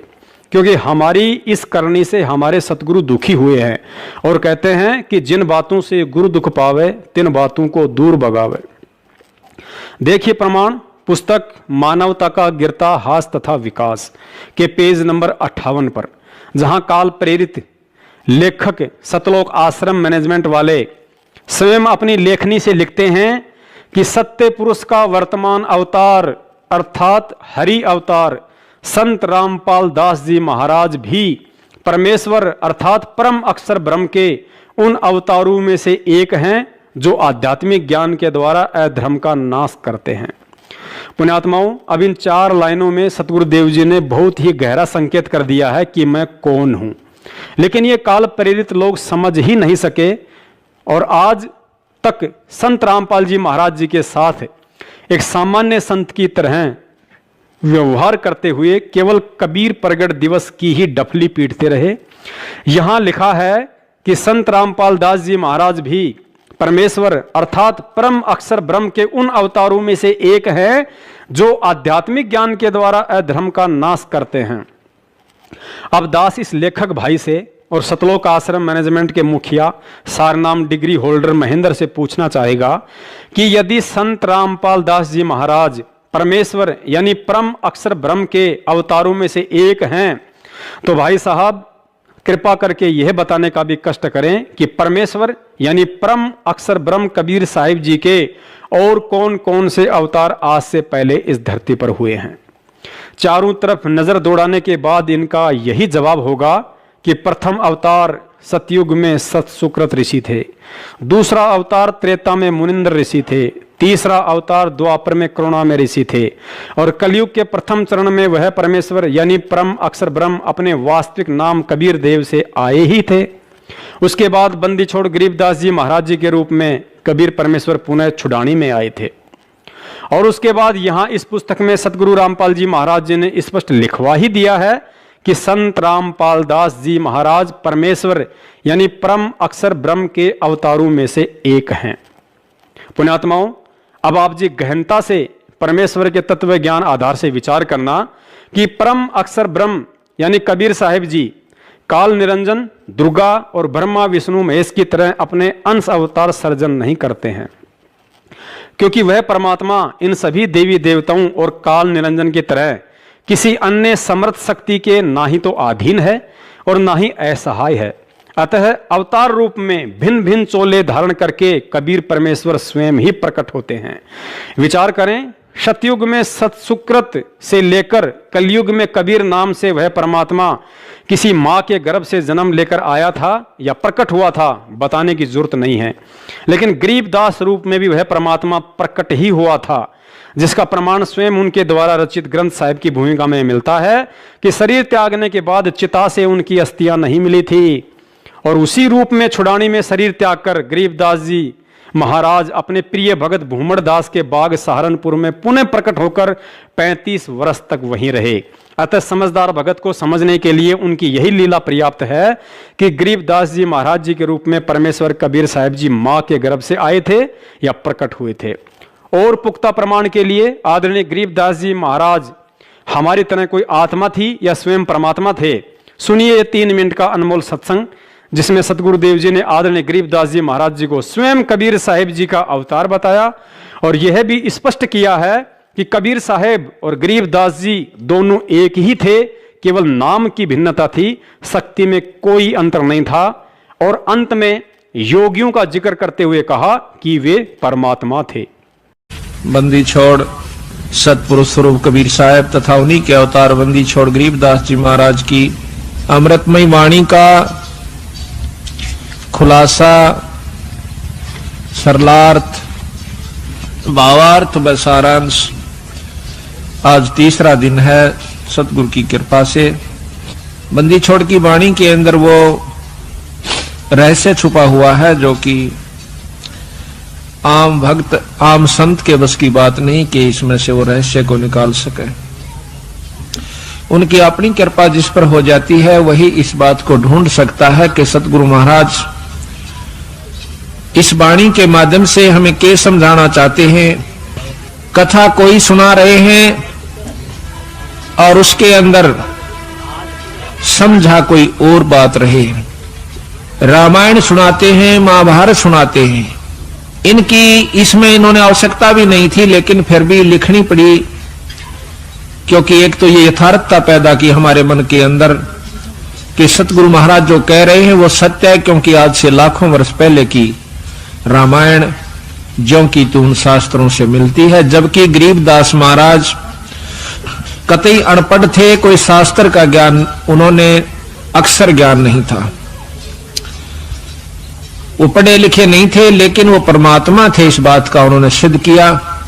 आज से लाखों वर्ष पहले की जो भी घटनाएं घटी और जो शास्त्र प्रमाण देते हैं हिंदू और मुसलमान धर्मों के, वो ज्यों के त्यों बंदी छोड़ ने लिखवाए, ये प्रमाण करने के लिए कि मैं जो कह रहा हूं वो सत्य है।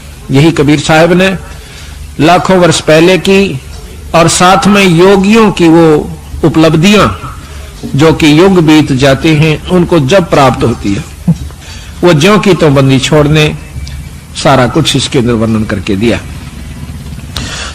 उन योगियों की उपलब्धियां बताई कि कौन सा ऋषि ने क्या उपलब्धि की, क्या साधना की, उसके प्रति उसने क्या उसके प्रति पाया फलस्वरूप, और फिर उससे आगे उसके साथ क्या बना, ये भी बंदी छोड़ने इसमें लिख रखा है। तो इससे हमें ज्ञान होता है कि सतगुरु कबीर साहब व गरीबदास जी महाराज एक ही थे, सिर्फ नाम की भिन्नता थी, शक्ति में कोई अंतर नहीं था। पुण्यात्माओं, उसके बाद इस पुस्तक मानवता का गिरता हास तथा विकास में स्वयं सतगुरु रामपाल जी महाराज जी ने इन अनाड़ियों से गूढ़ बात लिखवा दी कि संत रामपाल दास महाराज जी भी परमेश्वर परम अक्षर ब्रह्म के उन अवतारों में से एक हैं। तो अब स्वतः ही सिद्ध हो जाता है कि जब सतयुग के सतसुकृत अवतार से लेकर कलयुग के गरीबदास जी महाराज जी तक सभी के सभी अवतार अपनी लीला करने के लिए मां के गर्भ से जन्म ना लेकर प्रकट हुए हैं, तो भला सतगुरु रामपाल जी महाराज जी आखिर कैसे किसी मां के गर्भ से जन्म लेकर आएंगे। अर्थात आज पृथ्वी पर परम अक्षर ब्रह्म कबीर साहिब जी पूर्व के अवतारों की भांति सतगुरु रामपाल जी महाराज जी के चोले में स्वयं अवतरित प्रकट परमात्मा है, और उनका भगत होकर वही इंसान दुनिया का सबसे मूर्ख व्यक्ति समझा जाएगा जो इतने प्रमाणों के बावजूद भी 8 सितंबर के दिन सतगुरु प्रगट दिवस के बजाय कबीर प्रगट दिवस ही मनाता रहेगा। अभी भी अगर किसी का मन नहीं मान रहा हो तो देखिए इसी पुस्तक के पेज नंबर 66 पर एक और पुख्ता प्रमाण, जहां सतगुरुदेव जी ने स्पष्ट लिखवाया है कि 12वें पंथ गरीबदास जी वाले पंथ में मैं परमेश्वर कबीर जी ही स्वयं चलकर आऊंगा, तब संत गरीबदास जी द्वारा प्रकट की गई वाणी को मैं कबीर परमेश्वर प्रकट होकर समझाऊंगा। अब पुण्यात्माओं को निपट अंधा और मोतियाबिंद का ही शिकार होगा जो यह प्रमाण देखकर भी नहीं समझ पाएगा, जिसमें गुरुदेव ने साफ साफ कह दिया है कि 12वें पंथ में मैं कबीर परमेश्वर स्वयं ही आऊंगा और प्रकट होकर संत गरीबदास जी की वाणियों का मतलब समझाऊंगा।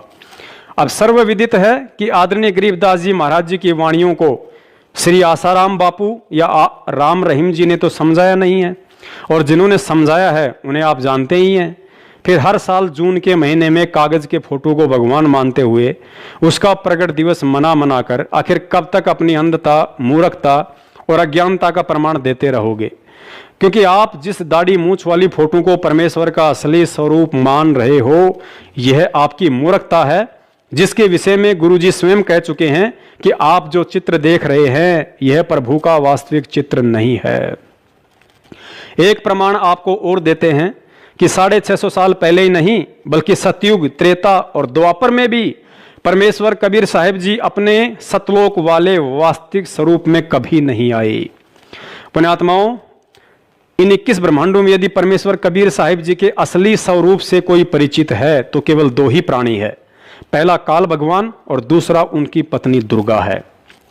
प्रथम सतयुग में जब परमेश्वर कबीर साहिब जी सतसुकृत रूप में इस पृथ्वी पर आए तो अपने पुत्र जोगजीत जी के रूप में आए थे, क्योंकि सतगुरुदेव जी ने बताया कि प्रथम सतयुग में पृथ्वी लोक पर आने से पहले तपतशिला पर काल और परमेश्वर जी की बातचीत हुई थी।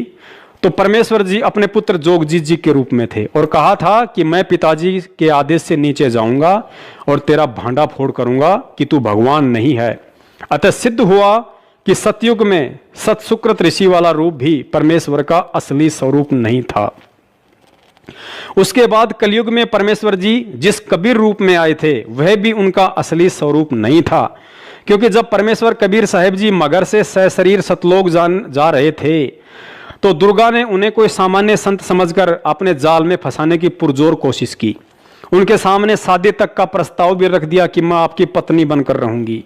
पुण्यात्माओं, अब विचार करो, आज जिस मूर्खता के चलते लाखों की संख्या में काल एजेंट सतलोक आश्रम मैनेजमेंट वालों के मनमाने आचरण को उत्तम समझकर संगत कहीं भी भीड़ इकट्ठा करके कबीर परमेश्वर जी के जिस दाढ़ी मूंछ वाले स्वरूप की फोटो का प्रकट दिवस मनाकर अपने आप को धन्य समझ रही है। यदि कबीर साहिब जी का वह रूप उनका असली रूप होता तो दुर्गा उन्हें पहचान लेती और हो सकता है डर के मारे उसका कलेजा भी फट जाता, क्योंकि ऊपर पहले ही बताया जा चुका है कि 21 ब्रह्मांड में कबीर साहिब जी के सतलोक वाले असली स्वरूप से यदि कोई परिचित है तो केवल काल और दुर्गा दो ही हैं। और यदि फिर भी आप लोगों ने एक फोटो का ही प्रकट दिवस मनाकर वर्तमान के जीते जागते कबीर सतगुरु रामपाल जी महाराज जी को अपनी नासमझी के चलते दुखी करना ही है, तो भाई फिर दुखी करने में कमी क्या छोड़नी? फिर तो सतसुकृत ऋषि का भी प्रकट दिवस मनाओ, क्योंकि वे भी एक तालाब में विकसित कमल के फूल पर ही प्रकट हुए थे। उनकी भी परवरिश कंवारी गायों के दूध से ही हुई थी। फिर तो मुनिंद्र ऋषि का भी प्रकट दिवस मनाओ, क्योंकि वे भी एक तालाब में विकसित कमल के फूल पर ही प्रकट हुए थे और उनकी भी परवरिश कंवारी गायों के दूध से हुई थी। फिर तो करुणा में ऋषि का भी प्रकट दिवस मनाओ, क्योंकि वे भी एक तालाब में विकसित कमल के फूल पर ही प्रकट हुए थे और उनकी भी परवरिश कंवारी गायों के दूध से हुई थी। फिर तो परमेश्वर कबीर साहिब जी के 2 साल की उम्र वाले उस प्रकट रूप का भी प्रकट दिवस मनाओ, जो रूप उन्होंने रामानंद जी को उस समय दिखाया था जब वे सुबह सुबह गंगा नदी पर स्नान करने के लिए जा रहे थे। फिर तो परमेश्वर कबीर साहिब जी के उस रूप का भी प्रकट दिवस मनाओ जिस समय उन्होंने केशव बंजारे के रूप में सशरीर प्रकट होकर 18 लाख लोगों के लिए काशी में भंडारे की व्यवस्था की थी। फिर तो परमेश्वर के उस सुपच सुदर्शन रूप का भी प्रकट दिवस मनाओ जिस रूप में प्रकट होकर उन्होंने पांडवों की यज्ञ सफल की थी। फिर तो परमेश्वर कबीर साहिब जी के उस बरहा अर्थात सुवर रूप का भी प्रकट दिवस मनाओ जिस रूप में प्रकट होकर उन्होंने शंखासुर के द्वारा वेदों को समुद्र में डुबोने से बचाया था। फिर तो परमेश्वर के उस रूप का भी प्रकट दिवस मनाओ जिस बांदी रूप में प्रकट होकर उन्होंने राजा अब्राहिम सुल्तान की सेज पर सोने के कारण 3 कोरड़े खाए थे। फिर तो परमेश्वर के उस रूप का भी प्रकट दिवस मनाओ जिस नरसिंह रूप में प्रकट होकर उन्होंने प्रहलाद भगत की रक्षा की थी।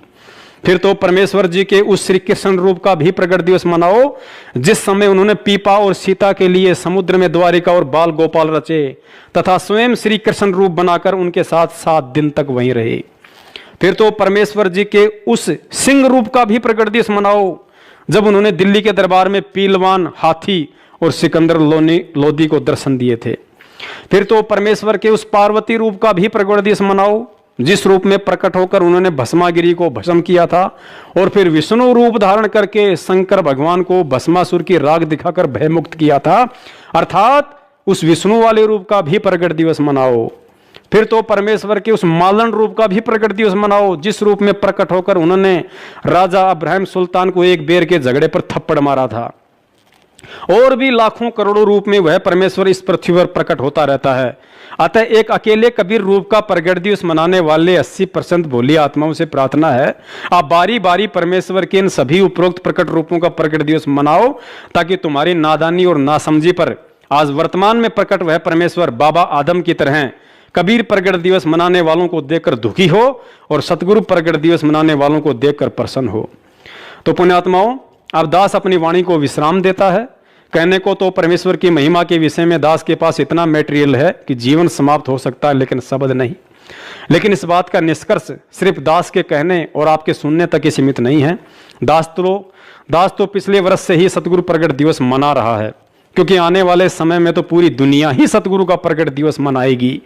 आम व्यक्ति भी इस बात से भली भांति परिचित हो जाएगा कि संत रामपाल जी महाराज जी ही असल में कबीर परमात्मा है, लेकिन असल में उनका प्रकट दिवस मनाना तो आज है और आज केवल वही आत्मा उनका प्रकट दिवस मना सकती है जिसने इस भक्ति मार्ग पर ज्ञान को आधार बनाकर चलना सीख लिया होगा, वरना उल्लू के लिए तो सदा दिन में ही रात और रात ही दिन होता है। अंत में अपनी वाणी को विश्राम देते हुए दास एक और ऐसा प्रमाण देता है जिसे आधार बनाकर आसानी से समझा जा सकता है कि सतगुरु रामपाल जी महाराज जी कौन हैं, स्वयं कबीर परमात्मा हैं या कबीर साहिब जी के भेजे हुए कोई संदेश वाहक हैं। आप जिन्हें सतगुरुदेव जी के मुख कमल से सैकड़ों बार सत्संगों में सुना होगा कि परमात्मा ने किन किन आत्माओं को सतलोक दिखाया और फिर वापस पृथ्वी पर छोड़ा और अपना गवाह बनाया, लेकिन एक बार भी आपने उनके मुख कमल से यह कहते हुए नहीं सुना होगा कि कबीर परमात्मा ने मुझ रामपाल दास को भी सतलोक दिखाया और फिर वापस पृथ्वी पर छोड़ा। तो पुण्यात्माओं, जिसने सतलोक ही नहीं देखा तो फिर सतलोक का वर्णन कैसे कर सकता है। लेकिन फिर भी सतगुरु रामपाल जी महाराज जी सतलोक के दृश्य का हूबहू वर्णन करते हैं, क्योंकि वे स्वयं परमात्मा हैं और परमात्मा अपनी शक्ति से जिसे चाहे सतलोक के दर्शन करवा सकता है। लेकिन उन्हें कोई सतलोक के दर्शन करवा सके ऐसा तो कोई पृथ्वी पर जब से ये बनी है तब से पैदा ही नहीं हुआ। अतः यह स्वतः ही सिद्ध हो जाता है कि आज परमात्मा स्वयं हमारे सतगुरु बनकर पृथ्वी पर विद्यमान हैं। अब जिन जिन आत्माओं को इस वीडियो के माध्यम से ये अच्छे से समझ में आ गया है कि वास्तव में असली कबीर तो स्वयं मेरा सतगुरु ही है और मैं अज्ञानता में एक कागज की फोटो को कबीर समझकर उसका प्रगट दिवस मनाते हुए प्रतिवर्ष अपने आप को धन्य समझ रहा था, तो उन आत्माओं का अब यही प्रश्न हो सकता है कि 8 सितंबर 2020 के दिन सतगुरु प्रगट दिवस मनाना कैसे है। तो ये बहुत ही साधारण और सरल सा तरीका है। जैसे हम पहले कबीर प्रगट दिवस मनाते थे या मनाते हुए देखा करते थे, ठीक उसी तरह मनाना है। ना कोई भीड़ भाड़, ना कोई जमघट, ना कोई दिखावा, ना कोई विशेष आडंबर। 8 सितंबर के दिन हम सब ने अपने घर पर ही सतगुरु प्रगट दिवस मनाना है। यदि आसपास रहने वाले भगत भाई बहन किसी एक भगत के घर पर इकट्ठा होकर मनाना चाहें तो उसमें कोई दोष नहीं है। हमने किसी भी रंग का स्वच्छ कपड़ा एक टेबल या किसी रखने योग्य जगह पर बिछाकर उसके ऊपर परम पूज्य सतगुरु देव जी की छवि अर्थात फोटो को रखना है। प्रतिदिन की तरह देसी घी का दीपक लगाना है। दीपक में घी आप जी अपनी आर्थिक स्थिति अनुसार चाहे जितना डाल सकते हैं, लेकिन मन में 1.25 किलो या 5.25 किलो का संकल्प लेकर घी डालना ऐसा कोई विधान नहीं है। यदि ऐसा कोई करता है तो वह मनमाना आचरण है। आटे या सूजी का सतगुरुदेव जी को भोग लगाने के लिए देसी घी में हलवा राम बनाना है। हलवा राम आप जी परिवार के मेंबर या सतगुरु प्रगट दिवस में आए हुए भक्तों की संख्या के आधार पर बनाएं।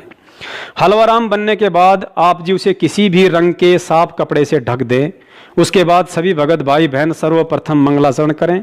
वह उसके बाद आया है बंजारा केशव आया है, ये शब्द पढ़ते हुए हलवा राम को वहां से नंगों पैरों उठाकर जहां आपने दरबार लगा रखा है वहां पर या आसपास स्वच्छ जगह पर रख दें। उसके बाद भोग की बड़ी आरती जो आपको YouTube पर 39 मिनट से लेकर 42 मिनट तक की मिलती है, उसे अपने मोबाइल में डाउनलोड करके चला दें। आरती संपूर्ण होने के बाद सतगुरु देव जी का सत्संग 1 घंटा, 2 घंटा या 3 घंटा जैसी भी आपकी श्रद्धा और समय है उस अनुसार प्रेम पूर्वक बैठकर सुने। उसके बाद हलवा राम का प्रसाद वितरित करें। हलवा राम यदि चाहें तो सत्संग से पहले भी वितरित कर सकते हैं। उसके बाद भंडारे के लिए जो भी भोजन बना है उसे एक थाल में रखकर ऊपर से स्वच्छ कपड़े से ढककर दरबार के आगे रख दें। बाद में सभी को भंडारा करवाएं। भोग की आरती का समय रात्रि 12 बजे से लेकर दिन के 12 बजे तक आप जी अपने व आने वाले भगत भाइयों की सुविधा अनुसार रख सकते हैं। 10 बजे या 11 बजे ही भोग लगेगा ऐसा कोई ज़रूरी नहीं होता है, ऐसा कोई विधान भी नहीं है, क्योंकि यह सहज भक्ति मार्ग है।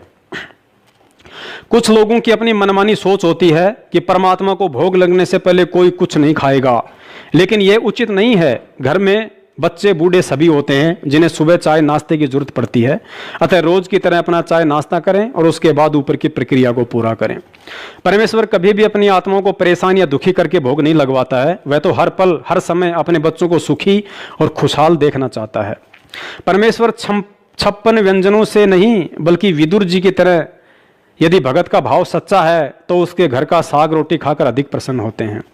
यदि भोजन भंडारा बच जाता है तो आप जी भक्तों को घर ले जाने के लिए दे सकते हैं। अपने अड़ोसी पड़ोसी अन्य जरूरतमंद व्यक्ति को भी भंडारा खिला सकते हैं, क्योंकि परमेश्वर को लगा हुआ अन्न जो भी आत्मा ग्रहण करती है तो परमात्मा से जुड़ने के लिए उसके भक्ति संस्कार मजबूत होते हैं। अतः सत भक्ति मार्ग में अपने पंडित आप स्वयं बनिए। इन क्रियाओं के लिए हमें सतलोक आश्रम मैनेजमेंट कोई कोऑर्डिनेटर या किसी नामदान संचालक या किसी अन्य भगत के भरोसे नहीं रहना है। जिस प्रकार ज्योति, हवन और पाठ के लिए हम अज्ञानता में सतलोक आश्रम मैनेजमेंट के भरोसे रहकर अपनी मूर्खता का प्रमाण दे रहे थे, क्योंकि हवन के विषय में सतगुरुदेव जी ने स्पष्ट संकेत किया हुआ है कि हमने अपना हवन स्वयं ही करना है, किसी के भरोसे नहीं रहना। यदि आज भी ज्योति हवन के लिए कोई नामदान केंद्र पर पैसे जमा करवाता है तो सतगुरुदेव जी के इस सत्संग अनुसार उस भगत और उस अज्ञानी राजाओं में कोई अंतर नहीं है जो पंडितों को बुलवाकर हवन करवाते थे। और तीसरी एक हवन की यहाँ जोत जगह है परमात्मा की अखंड हवन। हवन पुण्यात्माओं, जैसे अभी तक आपने देखा ये ऋषि लोग गेर कर लकड़ क्यों उनके के घर तक जा था, राजाओं ने पटा लिया करते, धनिया ने उन्हें कह देते अच्छा हवन करो, वहां गेर के 2-3 धड़ी लकड़ी और ठोके दे लोटे भर घी के स्वाहा स्वाहो पाटो पकड़े। अब उसमें क्या था दोस्त, वो अच्छी बात है हवन करना, लेकिन वो तरीका प्रॉपर नहीं। न्यूकार ने आंधा न्योतर 2 बुलावे, अगर आंधे का निमंत्रण दोगे 2 आवेंगे एक की बजाय। तो कहने का भाव ये था कि वो ऋषि लोगों को हम क्यों बुलाया करते, क्योंकि हम अनपढ़ थे, उन्होंने अपना फायदा उठाया कि केवल एक ब्राह्मण ही पढ़ने का अधिकारी है, तुम अपना धंधा पीटो, जिसका जिसा काम है। परमात्मा ने ये कहा कि देखो भगवान की भक्ति प्रत्येक व्यक्ति कर सकता है और प्रत्येक ही शिक्षित होना चाहिए, ये गलत कर रखा था इन्होंने। तो अब आप सारे शिक्षित हो गए। अब मालिक ने जो खेल खेला है, ये समय इंतजार किया है कि अब अपनी प्यारी आत्माओं को अपनी महिमा में अब बताऊंगा और सारे सबका समझ में आएगी। अब आप सभी शिक्षित हो गए और सभी को मंत्र ये परमात्मा की वाणी याद होगी। छोटे छोटे बच्चा के पूरी आरती याद हो रही है भगवान की वाणी की। अब एक रुई, 1.5 ग्राम 2 ग्राम रुई लगेगी, एक जोत बना दे, खड़ी जोत लगा दी, उसमें घी डाल दिया जितनी आपकी इच्छा है, 1 कटोरा भर दे, सारे दिन जलाए। तो उसमें वो घी उसमें डाल दिया और हम अपना मंत्र वाणी सुबह नित्यनेम करें, दोपहर रमैणी करें, शाम में संध्या आरती करें, ये भगवान की वाणी भी हम बोलते रहते हैं। तो वो भी हवन हो रहा है। उस लकड़ियों वाले हवन की तुलना में ये हवन श्रेष्ठ है, क्योंकि इसमें आप एक 100 ग्राम रुई में 1 क्विंटल घी हवन कर सकते हो। उसमें उसकी जोत न जलन नहीं दे, उसमें डालने जाएगी। 100 ग्राम जोत में 1 क्विंटल घी हवन कर सकते हो आप। और लकड़ियां में 1 क्विंटल घी हवन करने के लिए कम से कम भी 20 किलो तक कम से कम लकड़ी जला देते हो। तो उन लकड़ियों के जलने से कार्बन डाइऑक्साइड अधिक होती है। उस 2 धड़ी यानी 20 किलो लकड़ी समाप्त की जलने की तुलना में 100 ग्राम रुई की का प्रदूषण उससे कई हजार गुना कम होगा। तो हमने ये अपनाना है। तो हम अपना हवन डेली करें हैं। अब क्या करा करते, कोई मृत्यु होगी, बुलाओ गुरुजी ने और हमारा हवन करियो 2 दिन 4 दिन। वो 2 दिन के हवन में किला टूट गया। रोज करो हवन अपना, 1 जोत लगा दे, सुता उठ के हाथ पैर धो ले, नहान का ना फुर्सत मिले, कोई जरूरी ना होती नहाना। इसमें नहाए धोए क्या भ्याज है, मन का मैल ना जाए और मीन सदा जल में रहे, धोए बास ना जाए। अंदर से अंत तक साफ हो, हाथ पैर जरूर धो ले, क्योंकि धार्मिक वस्तुओं का हाथ लगाने। और जोत ला दे, अपना मंत्र करता रहे, काम करता रहे, अपनी आरती बोल ले, जा नित्यनेम भी कर ले, रोटी पहुंचे जा, नित्यनेम चलता रहे। आजकल तो आधुनिक बहुत से उपकरण हो गए हैं, वैसे भी याद हो जाते हैं कुछ दिनों में। और नहीं बैठ कर अपनी किताब लेकर वह पढ़ ले। अब हवन हो गया तो हम अपना काम आप करेंगे, जब बात बनेगी।